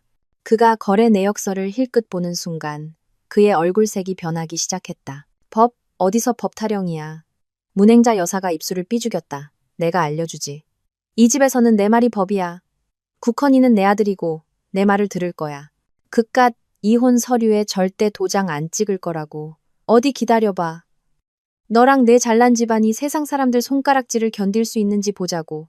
딸 자식이 남편을 법정에 세워서 이혼하겠다고 나섰다는데 말이야. 그녀는 마지막 수단, 명예를 이용한 협박을 꺼내들었다. 그녀는 나와 우리 가족이 지위가 있고 체면을 중시한다는 것을 알았다. 내가 두려워하고 여론의 압박에 굴복할 것이라고 생각했다. 그녀는 소파에 털썩 주저앉아 팔짱을 끼고 의기양양한 표정을 지었다. 마치 승리를 확신한 듯했다. 국헌 씨도 어머니 뒤에 서서 안도의 한숨을 내쉬었다. 그는 어머니의 지원으로 상황을 역전시킬 수 있다고 믿었다. 그들 모자는 나에게 대항하기 위해 굳건한 동맹을 맺었다. 하지만 그들은 몰랐다. 그럴수록 자신들을 벼랑 끝으로 몰아넣고 있다는 것을. 그들은 나의 준비와 결심을 너무나도 과소평가했다. 됐습니다. 어머님과 이 문제로 더 이상 언쟁하고 싶지 않습니다. 수연 언니는 인내심을 잃은 목소리로 말했다. 오늘 저희가 여기 온 것은 이혼 문제를 마무리 짓기 위해서입니다. 협조해 주시길 바랍니다. 어머님, 맞아요. 내가 갑자기 조용한 목소리로 말했다. 이 집에서 어머님 말씀은 정말 힘이 있네요. 어머님이 말씀하시면 국헌 씨는 뭐든지 다 듣잖아요. 돈 보내는 것까지도 어머님 말씀을 참 잘 듣더라고요. 내 의미심장한 말에 국헌 씨와 시어머니는 동시에 멈칫했다. 그들은 서로를 쳐다보았다. 눈빛에 약간의 당혹감이 서렸다. 너 지금 무슨 헛소리야? 문행자 여사가 더듬거렸다. 제가 헛소리를 하는 건지 아닌지 보시면 아실 거예요. 나는 그렇게 말하고 수연 언니에게 신호를 보냈다. 수연 언니는 내 뜻을 알아차리고 가방에서 또 다른 서류 뭉치를 꺼냈다. 한두 장이 아닌 두툼한 뭉치였다. 언니는 첫 장을 펼쳐 문행자 여사 쪽으로 밀었다. 어머님, 이것은 지난 3년간 박국헌 씨와 안지혜 씨의 부부 공동 계좌 거래 내역서 4본입니다. 한번 보시죠. 문행자 여사는 종이에 적힌 빽빽한 숫자들을 눈을 가늘게 뜨고 쳐다보았다. 그녀는 그 숫자들이 무엇을 의미하는지 이해하지 못했지만 국헌 씨는 달랐다. 그가 거래 내역서를 힐끗 보는 순간 그의 얼굴색이 변하기 시작했다. 자세히 보실 필요 없습니다. 제가 요약해 드릴게요. 수연 언니가 여전히 차분한 목소리로 말했다. 하지만 한 글자 한 글자가 망치 같았다. 지난 3년간 이 공동 계좌에서 매달 정기적으로 큰 금액이 이체되었습니다. 수취인은 다름 아닌 어머님, 문행자 씨입니다. 수연 언니는 붉게 표시된 거래 내역 하나를 가리켰다. 예를 들어 지난달에는 아들이 어머니 용돈 드림이라는 내용으로 500만 원이 이체되었습니다. 그 전달에는 어머니 집 수리비 보탬이라는 내용으로 1억만 원이 이체되었고요. 그리고 특히 1년 전에는 어머니 땅 투자금이라는 내용으로 무려 5억만 원이 이체되었습니다. 너 나까지 조사했어? 문행자 여사는 떨리는 손으로 나를 가리켰다. 목소리에는 더 이상 의기양양함이 아닌 공포가 서려 있었다. 수연 언니는 내 뜻을 알아차리고 가방에서 또 다른 서류 뭉치를 꺼냈다. 한두 장이 아닌 두툼한 뭉치였다. 언니는 첫 장을 펼쳐 문행자 여사 쪽으로 밀었다. 국헌 씨는 입이 얼어붙었고 이마에서는 땀이 흐르기 시작했다. 그는 내가 이렇게 상세한 증거를 가지고 있을 줄은 상상도 못했다. 그는 더듬거렸다. 난 그냥 어머니께 용돈 드린 거야. 효도라고. 효도요? 수연 언니가 비웃었다. 아내의 돈을 빼돌려 어머니를 봉양하는 게 효도입니까? 모든 것을 함께 일군 배우자를 속이는 게 효도입니까? 박국헌 씨, 법은 그것을 효도라고 부르지 않습니다. 법은 그것을 혼인 중 공동재산 횡령이라고 부릅니다. 3년간 거의 1억 원에 달하는 금액이라면 만약 안지혜 씨가 소송을 제기할 경우 당신과 어머님은 형사사건에 연루될 수도 있습니다. 형사사건이라는 두 글자는 그들 모자에게 벼락과 같았다. 문행자 여사는 의자에 주저앉았고 얼굴은 시체처럼 창백해졌다. 그녀는 아들에게서 돈을 받은 것이 이렇게 심각한 결과를 초래할 줄은 꿈에도 몰랐을 것이다. 국헌 씨는 제대로 서 있지도 못하고 의자 등받이에 기대야 했다. 그는 나를 보았다. 눈빛에는 더 이상 도전이 아닌 두려움과 애원이 담겨 있었다. 문행자 여사는 종이에 적힌 빽빽한 숫자들을 눈을 가늘게 뜨고 쳐다보았다. 그녀는 그 숫자들이 무엇을 의미하는지 이해하지 못했지만 국헌 씨는 달랐다. 그가 거래 내역서를 힐끗 보는 순간 그의 얼굴색이 변하기 시작했다. 어머님 틀리셨어요. 그때 내가 입을 열었다. 첫째, 이 집은 대부분 제 돈과 저희 부모님이 주신 돈으로 지었고 제 혼전 재산입니다. 박국헌 씨는 거의 기여한 바가 없습니다. 둘째, 지난 6년간 이 가정의 주된 경제적 기여자는 제가 아니라 박국헌 씨가 아닌 저였습니다. 셋째, 저는 배신한 남편에게 제 재산을 나눠줄 의무가 없습니다. 법이 저를 보호할 겁니다. 나는 일어나 문행자 여사 앞으로 다가갔다. 어머님 말이 맞아요. 이 집에서는 어머님 말씀이 법이었죠. 하지만 유감스럽게도 우리는 진짜 법이 있는 사회에 살고 있습니다. 그리고 법 앞에서는 모든 잘못된 행위는 대가를 치러야 합니다. 나는 다시 국헌 씨를 돌아보았다. 아직도 당신이 기여한 몫이 있다고 말하고 싶어요? 아직도 재산의 절반을 요구하고 싶어요? 아니면 이제는 어떻게 하면 감옥에 가지 않을까만 생각하고 싶어요? 방 안은 침묵에 잠겼다. 그들의 오만과 자만은 반박할 수 없는 증거 앞에 완전히 박살났다. 그들은 스스로 판 무덤에 빠진 것이다. 그들이 나를 협박하기 위해 만든 연극은 결국 자신들의 범죄를 고발하는 증거가 되었다. 나는 이것이 아직 끝이 아니라는 것을 알았다. 내게는 아직 마지막 비장의 카드가 있었다. 박국헌이라는 남자의 마지막 남은 자존심마저 완전히 무너뜨릴 비장의 카드. 재산 은닉에 대한 증거는 국헌 씨 모자에게 큰 충격을 주었다. 주도권을 쥐고 심판자 행세를 하던 그들은 이제 판결을 기다리는 죄인의 신세로 전락했다. 문행자 여사는 더 이상 큰 소리치지 못하고 의자에 앉아 몸을 웅크린 채 가끔 두려운 눈으로 수연 언니를 쳐다볼 뿐이었다. 국헌 씨는 동상처럼 서서 땀을 비오듯 흘리고 있었다. 그는 막다른 골목에 몰렸다는 것을, 더 이상 물러설 곳이 없다는 것을 알았다. 하지만 그 남자의 영혼 깊은 곳에는 아직 자존심이라는 마지막 보루, 최후의 고집이 남아있는 듯했다. 그가 고개를 들어 나를 보았다. 목소리는 쉬어 있었고 도전적인 기운이 섞여 있었다. 알았어. 돈 문제는 내가 잘못했어. 책임질게. 하지만 안지혜, 내가 완전히 빌부터 먹기만 했다고 생각하지 마. 오늘날 내가 가진 마케팅 팀장 자리는 순전히 내 능력으로 얻은 거야. 너와는 아무 상관없어. 그는 마치 자신의 마지막 자부심에 매달리듯 그 말을 내뱉었다. 결혼에 실패하고 아내를 비열하게 대했지만 적어도 자신은 일에서는 성공한 남자, 진정한 가치를 지닌 남자라는 것을 증명하고 싶어 했다. 그 말을 듣고 나는 화가 나기보다는 그저 가여웠다. 그는 여전히 자신을 속이고 있었다. 나는 한때 그의 그 연약한 자존심을 지켜주려 애썼다. 그가 상처받지 않기를, 아내보다 못하다는 느낌을 받지 않기를 바랐기에 몇 년 동안 비밀을 지켜왔다. 하지만 오늘 그가 모든 것을 짓밟고 더 이상 어떤 존중도 받을 자격이 없게 된 지금, 그 비밀은 더 이상 존재할 이유가 없었다. 당신 능력이라고요? 나는 약간의 비아냥을 섞어 되물었다. 박국헌 씨, 정말 그 자리를 당신 능력으로 얻었다고 생각해요? 국헌 씨는 자존심이 상한 듯 미간을 찌푸렸다. 무슨 뜻이야? 그럼 아니란 말이야. 난 열심히 일했고 회사에 수많은 계약을 따냈어. 모두가 인정하는 사실이야. 맞아요. 당신은 열심히 일했죠. 나는 고개를 끄덕였다. 하지만 왜 그렇게 큰 거래처들이 당신과 쉽게 계약했는지, 왜 그렇게 까다롭기로 소문난 사장님이 당신을 예뻐하며 그렇게 빨리 팀장 자리까지 올려줬는지 궁금해 본 적 없어요? 그때 당신은 경험도 별로 없는 평사원이었는데 내 질문에 국헌 씨는 멈칫했다. 아마 그도 비슷한 의문을 품은 적이 있었겠지만 자만심 때문에 무시했을 것이다. 그는 항상 자신이 유능하고 사업 수완이 좋아서라고 생각했다. 그 이유는, 나는 잠시 말을 멈추고 그의 눈을 똑바로 쳐다본 뒤 잔인한 진실을 밝혔다. 우리 아버지 한성그룹 안 회장님께서 3년 전 당신 회사가 파산 위기에 처했을 때 25억 원을 투자해서 살려낸 최대 주주이기 때문이에요. 방안은 다시 한번 침묵에 잠겼다. 하지만 이번 침묵은 더욱 무겁고 무서웠다. 문행자 여사는 입을 떡 벌리고 눈을 동그랗게 뜬 채 나를 보았다. 믿을 수 없다는 표정이었다. 국헌 씨는 온몸이 돌처럼 굳었다. 얼굴에는 핏기가 하나도 없었고 입술은 움직였지만 아무 말도 나오지 않았다. 거짓말이야. 그는 거의 죽어가는 사람처럼 힘없이 속삭였다. 거짓말이라고요? 제가 거짓말을 할 필요가 있을까요? 수연 언니가 이때 나섰다.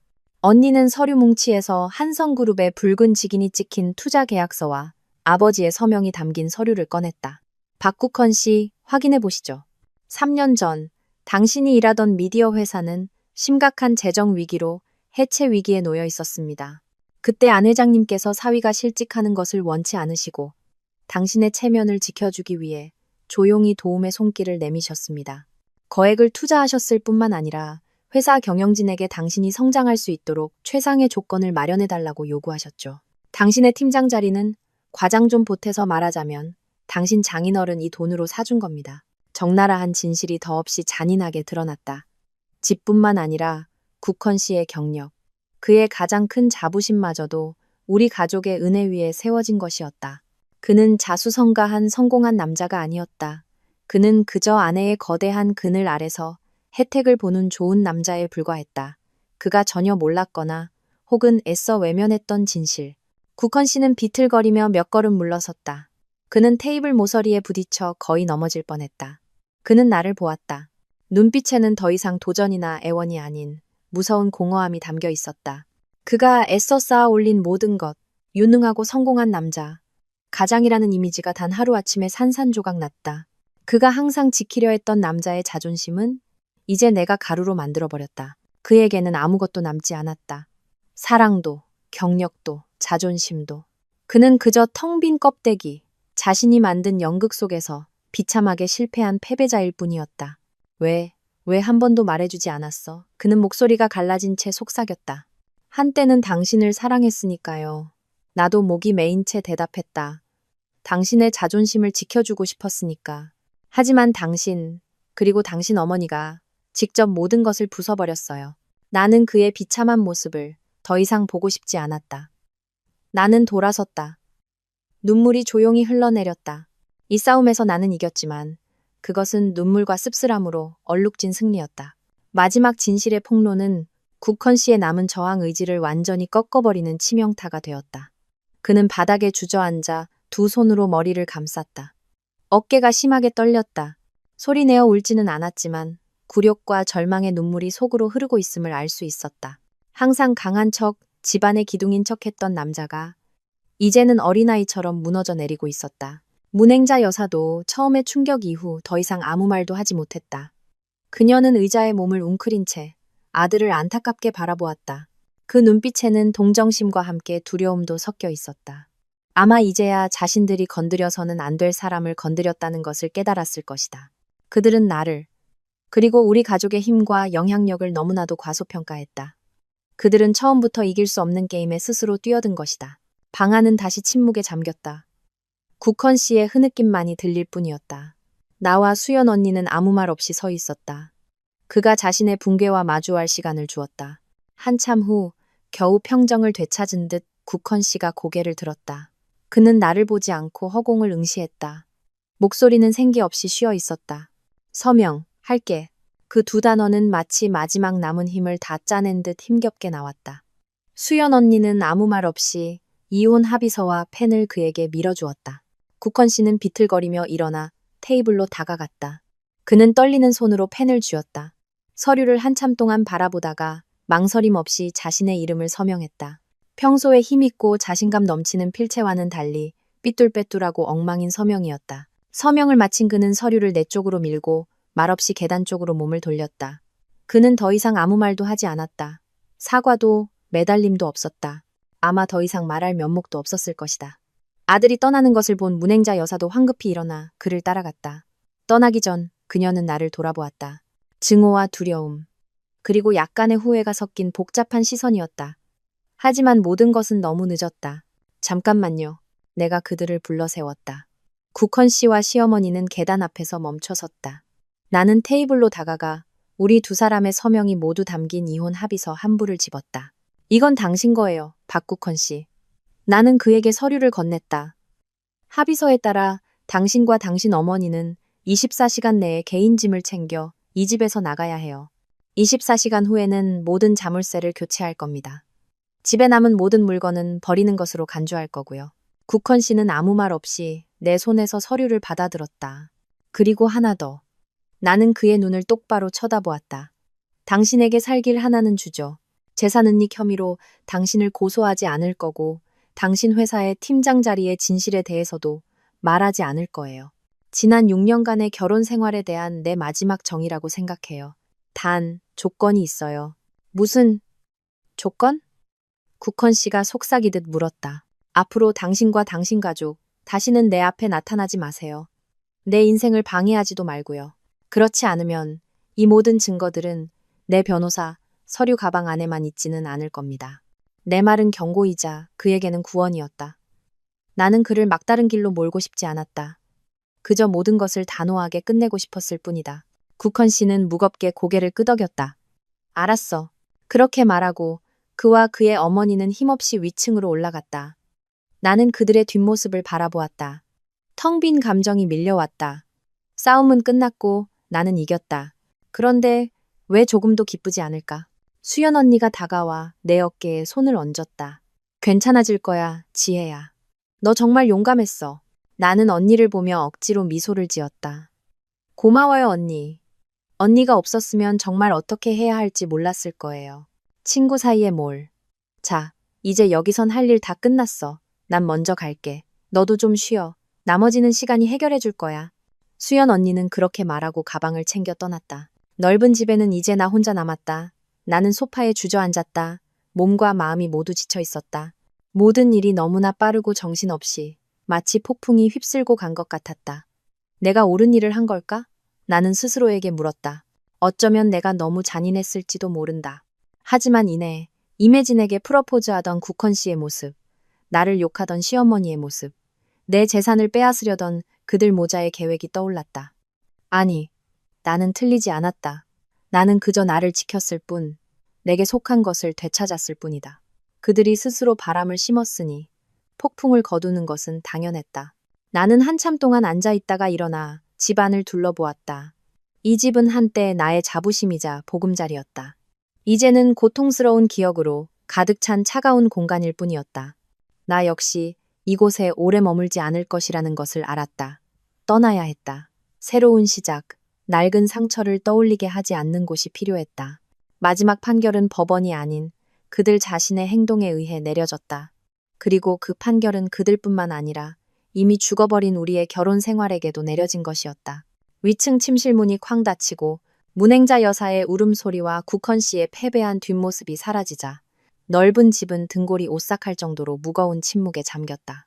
나는 여전히 난장판이 된 거실 한가운데 서 있었다. 국헌 씨가 준비했던 로맨틱한 공간은 이제 차가운 비극의 무대일 뿐이었다. 촛불은 거의 다 타들어가 마치 마른 눈물처럼 테이블 위에 촛농 자국을 남겼다. 장미, 와인, 여자 향수가 뒤섞여 숨막히고 잊히지 않는 혼합된 냄새를 풍겼다. 폭풍은 지나간 듯 했지만 그 여파는 여전히 공기 중에 맴돌았다. 더 이상 분노도 고통도 느껴지지 않았다. 감정의 경랑이 빠져나가고 내 안에는 끝없는 공허함만이 남았다. 몸과 마음이 모두 지쳐 있었다. 수연 언니는 떠났지만 가기 전에 내 손을 꼭 잡고 당부했다. 지금이야말로 네가 가장 강해져야 할 때야. 그들에게 어떤 약한 모습도 보이지 마. 나는 이해했다. 그들이 내 인생에서 완전히 사라지기 전까지는 싸움은 아직 끝난 것이 아니었다. 나는 지친 발걸음으로 집안을 둘러보았다. 이 집은 한때 나의 자부심이자 내가 모든 열정을 쏟아부은 보금자리였다. 이제는 구석구석이 기억 속의 칼날처럼 마음을 베었다. 나는 소파에 주저앉았다. 마치 내 집에서 이방인이 된 기분이었다. 그날 밤은 내 인생에서 가장 긴 밤이었다. 나는 더 이상 우리 침실에서 자지 않았다. 서재로 들어가 문을 잠그고 안락의자에 몸을 뉘었다. 잠을 이룰 수 없었다. 위층에서 희미한 소리가 들려왔다. 문행자 여사의 흐느끼는 소리. 그리고 가끔 섞여 들려오는 국헌 씨의 짜증 섞인 목소리. 엄마, 조용히 좀 해요. 운다고 뭐가 해결돼요? 그리고 다시 속삭이는 소리들. 아마 그들은 자신들의 몰락에서 벗어날 길을 찾으려 의논하고 있었을 것이다. 하지만 나는 더 이상 관심이 없었다. 그들의 모든 음모와 계획은 이제 무의미해졌다. 나는 천장을 멍하니 바라보며 누워 있었다. 머릿속은 수천 가지 생각으로 복잡했다. 내가 옳은 일을 한 걸까? 모든 것을 그렇게 무자비하게 까발린 것이 너무 잔인했던 건 아닐까? 하지만 이매진에게 무릎 꿇고 프로포즈하던 국헌 씨의 모습, 나를 향한 그의 험담, 그들 모자의 재산 횡령 음모가 생생하게 떠올랐다. 아니, 나는 틀리지 않았다. 나는 그저 나를 지켰을 뿐이다. 인내와 관용은 자격 있는 사람에게만 베푸는 것이다. 악의를 품은 자들에게 관용은 어리석음의 다른 형태일 뿐이다. 나는 그렇게 동이 틀 때까지 누워 있었다. 다음 날 아침 일찍 일어났다. 샤워를 하고 편한 옷으로 갈아입은 뒤 부엌으로 내려가 진한 커피 한 잔을 내렸다. 집은 여전히 조용했다. 아마 밤새 괴로워하다 지쳐 잠들었을 것이다. 나는 그들을 위해 아침 식사를 준비하지 않았다. 더 이상 그럴 의무가 없었다. 나는 식탁에 앉아 조용히 커피를 마시며 기다렸다. 오전 9시쯤 국헌 씨가 위층에서 내려왔다. 그는 영혼 없는 시체 같았다. 눈은 퀭하고 수염은 덥수룩했으며 옷은 구겨져 있었다. 그는 나를 쳐다보지 않고 조용히 부엌으로 들어가 물 한 잔을 단숨에 들이켰다. 그리고 다시 위층으로 올라갔다. 잠시 후 짐 챙기는 소리, 여행 가방 끄는 소리, 물건 옮기는 소리가 들렸다. 그들은 짐을 싸고 있었다. 나는 여전히 조용히 앉아 있었다. 나는 그들에게 공간을 주었고 그것은 나 자신에게 마지막 평화를 주는 것이기도 했다. 정오가 가까워질 무렵 낡은 소형 트럭 한 대가 대문 앞에 멈춰섰다. 국헌 씨와 그의 어머니는 말없이 자신들의 짐 상자를 차로 옮기기 시작했다. 가져갈 짐은 많지 않았다. 옷 상자 몇 개, 낡은 책 몇 권, 그리고 자잘한 개인 물품들 뿐이었다. 소파 세트, 커브드 TV, 양문형 냉장고부터 값비싼 그림까지 집안의 모든 귀중품은 내 돈으로 산 것이었고 합의에 따라 내 소유였다. 나는 2층 발코니에 서서 멀리서 그들을 조용히 지켜보았다. 항상 화려하게 차려입고 여왕처럼 굴던 문행자 여사가 이제는 색바랜 옷을 입고 있었다. 하룻밤 사이에 머리카락은 더 희끗해진 것 같았다. 그녀는 더 이상 울거나 소리치지 않았다. 그저 뜰의 돌 의자에 앉아 허공을 멍하니 바라볼 뿐이었다. 너무 큰 충격이 그녀의 모든 오만과 생기를 앗아간 듯했다. 국헌 씨는 기계처럼 묵묵히 일했다. 그는 상자를 하나씩 날랐고 등은 땀으로 흠뻑 젖었지만 얼굴에는 아무런 감정도 드러나지 않았다. 그 광경은 내게 통쾌함보다는 이상하게 씁쓸한 감정을 안겨주었다. 나는 저 남자를 사랑했었다. 그와 함께 행복한 가정을 꾸리고 싶었다. 하지만 결국 남은 것은 폐허와 파괴뿐이었다. 트럭에 짐이 다 실리고 떠날 준비가 되었을 때 국헌 씨가 마지막으로 대문 밖으로 나왔다. 무거운 철문을 닫기 전 그는 갑자기 고개를 들어 내가 서 있는 발코니 쪽을 바라보았다. 우리의 시선이 잠시 마주쳤다. 그의 눈에서 아무것도 읽을 수 없었다. 증오도 후회도 아닌 그저 공허함. 극도의 절망뿐이었다. 그리고 그는 몸을 돌렸다. 어머니와 함께 트럭에 타지 않았다. 그는 말없이 걷기 시작했고 거리의 인파 속으로 사라졌다. 마치 집도 방향도 잃은 노숙자처럼 무거운 철문이 그의 등 뒤에서 끼익 하는 소리를 내며 닫혔다. 그 소리는 내게 고통과 거짓으로 가득했던 인생의 한 장이 닫히는 소리였다. 과거는 정말로 등 뒤에 남았다. 집은 이상할 정도로 텅 비고 썰렁해졌다. 나는 집안을 돌며 절대적인 정적을 느꼈다. 국헌 씨의 시끄러운 게임 소리도 문행자 여사의 잔소리도 없었다. 오직 나 혼자였다. 하지만 이 고독은 나를 두렵게 하지 않았다. 오히려 아주 오랫동안 느끼지 못했던 자유로운 감정을 안겨주었다. 내가 가장 먼저 한 일은 열쇠 수리공을 부르는 것이었다. 대문부터 모든 방문까지 집안의 모든 자물쇠를 교체했다. 더 이상 원치 않는 침입은 없어야 했다. 그리고 대청소를 시작했다.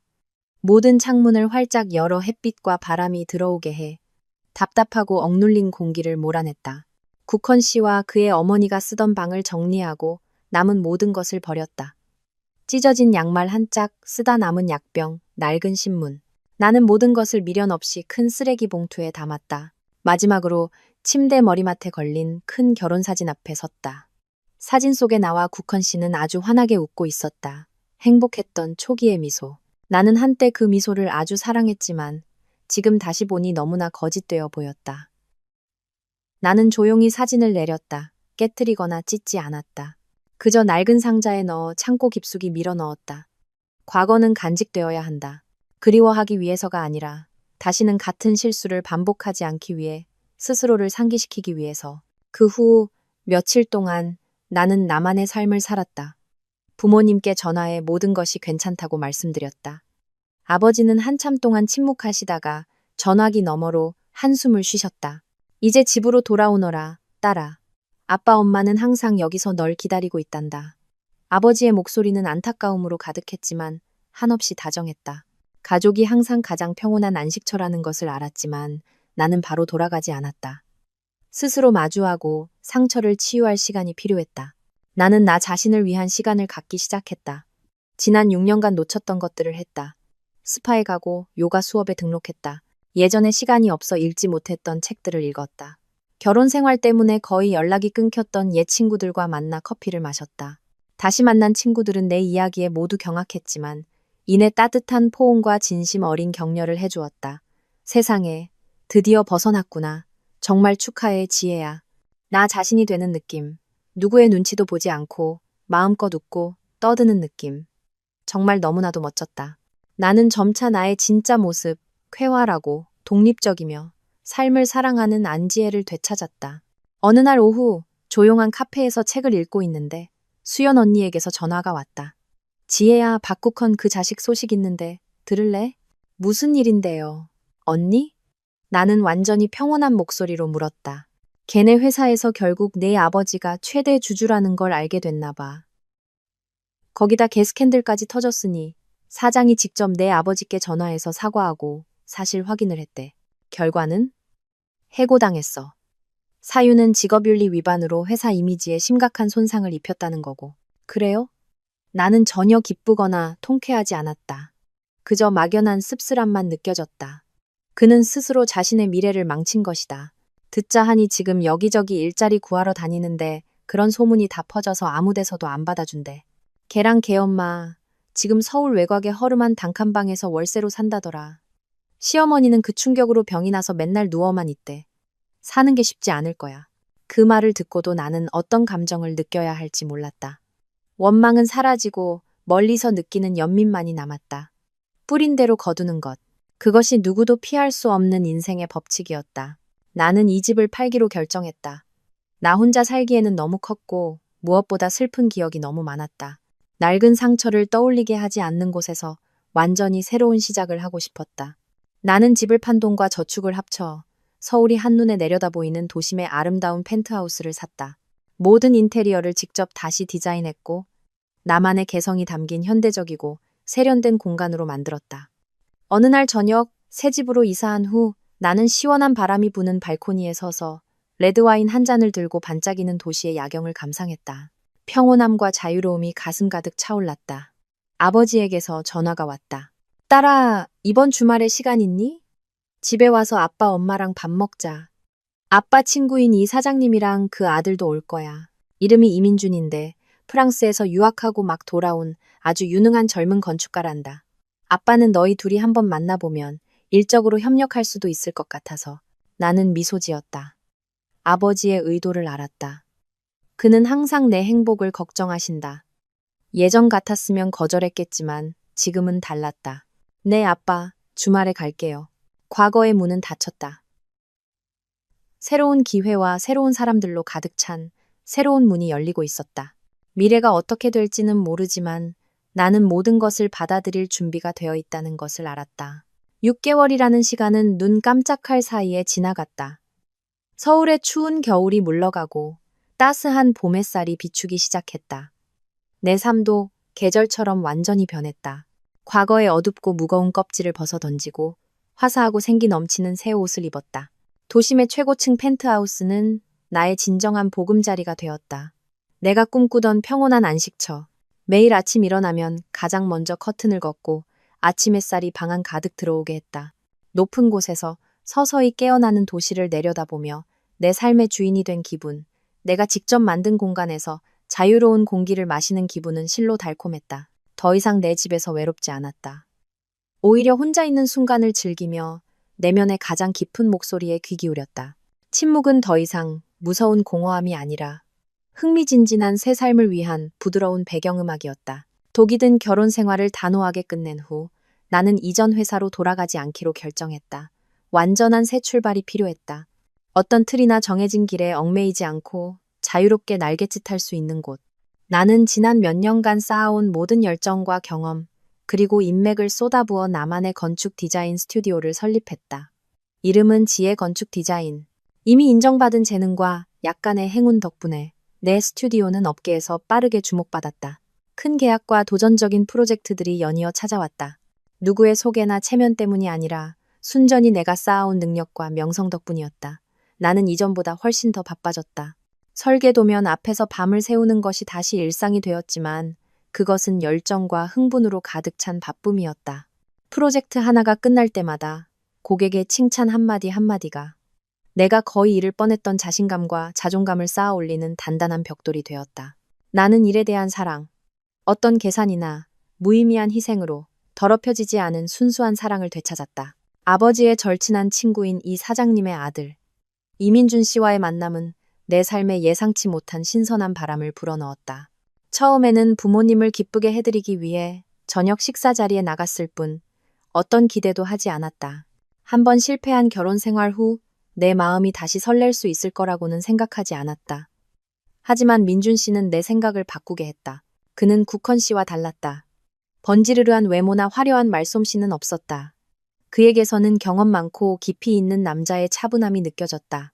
그는 프랑스에서 수년간 공부하고 일하다 막 돌아왔고 자유로운 사고방식과 예술적인 영혼을 지니고 있었다.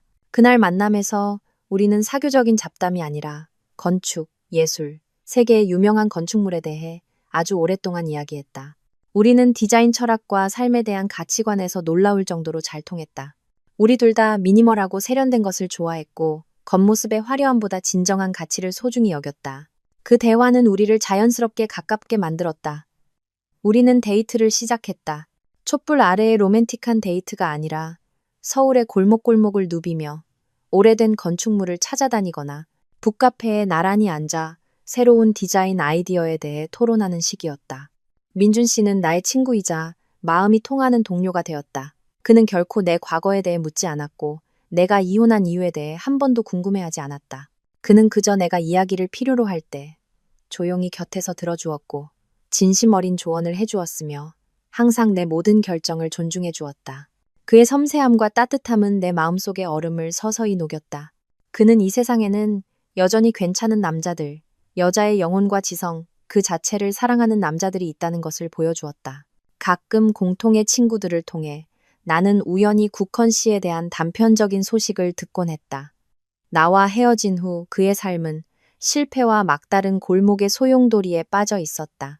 해고당하고 업계에 나쁜 소문이 퍼져 어떤 회사도 그를 받아주지 않았다. 그는 작은 자영업을 시도했지만 끈기 없는 성격과 낭비벽 때문에 모든 것이 금방 실패했다. 수입원이 끊기고 내게서 받던 지원도 없어지자 그는 현실을 도피하듯 술과 도박에 빠져들었다. 남은 돈도 금방 사라졌다. 문행자 여사는 너무 큰 충격으로 중병을 앓았다. 국헌 씨는 돈이 궁에 마지막 남은 귀중품까지 팔아 어머니를 치료하려 했지만 결국 소용이 없었다. 그녀는 외로움과 가난 속에서 후회와 씁쓸함을 안고 허름한 단칸방에서 세상을 떠났다. 어머니의 죽음은 마지막 한 방울의 물처럼 국헌 씨를 완전한 붕괴의 벼랑 끝으로 몰아넣었다. 그는 말 그대로 빈털터리가 되었다. 가족도, 직업도, 친구도, 미래도 없었다. 그는 정처 없이 떠돌며 자기 자신의 희미한 그림자가 되었다. 그런 소식을 들을 때마다 내 마음에는 어떤 통쾌함도 잃지 않았다. 과거는 너무나 멀어졌고 원망이 있었다 해도 시간과 함께 사라졌다. 나는 그저 탐욕과 이기심 때문에 스스로 인생을 망친 한 인간에 대한 먼 연민을 느낄 뿐이었다. 그의 이야기는 내게 선택과 그 대가에 대한 값비싼 교훈으로 남았다. 이혼 후 거의 1년이 지난 어느 화창한 일요일 아침, 나는 민준 씨와 함께 한강 공원을 산책하고 있었다. 선선한 가을바람이 불어왔고 풍경은 평화로웠다. 우리는 손을 잡고 말없이 걸으며 잔잔한 강물을 바라보았다. 내 마음도 이상할 정도로 평온했다. 지혜 씨. 민준 씨가 갑자기 멈춰서서 나와 마주 섰다. 그는 내 두 손을 잡고 내 눈을 깊이 들여다보았다. 그의 눈빛은 진심 어리고 따뜻했으며 약간의 긴장감이 서려 있었다. 과거에 힘든 일을 많이 겪었다는 거 알아요. 그 상처를 다시 꺼내고 싶지는 않아요. 그냥 말하고 싶었어요. 지난 시간 동안 지혜 씨와 함께한 시간이 제 인생에서 가장 행복한 시간이었다고. 그는 마치 용기를 내듯 깊은 숨을 들이쉬었다. 지혜 씨, 사랑해요. 당신의 강인함, 지혜, 그리고 지금의 당신을 만든 그 상처들까지도 사랑해요. 허락해준다면 당신과 함께 미래의 길을 걷고 싶어요. 존중과 이해, 나눔 위에 세워진 새롭고 진정으로 견고한 행복을 함께 만들어가고 싶어요. 나와 결혼해 줄래요? 그의 고백은 화려하거나 거창하지 않았다. 그 운명의 밤처럼 촛불과 꽃도 없었다. 담백하고 진심 어렸으며 내 마음 깊은 곳을 울렸다. 나는 그를 보았다. 내게 조용히 다가와 끈기 있게 기다려주고 자신의 선함으로 내 마음을 다시 따뜻하게 해준 남자. 내 눈에서 다시 눈물이 흘렀다. 하지만 이번에는 행복과 벅찬 감동의 눈물이었다.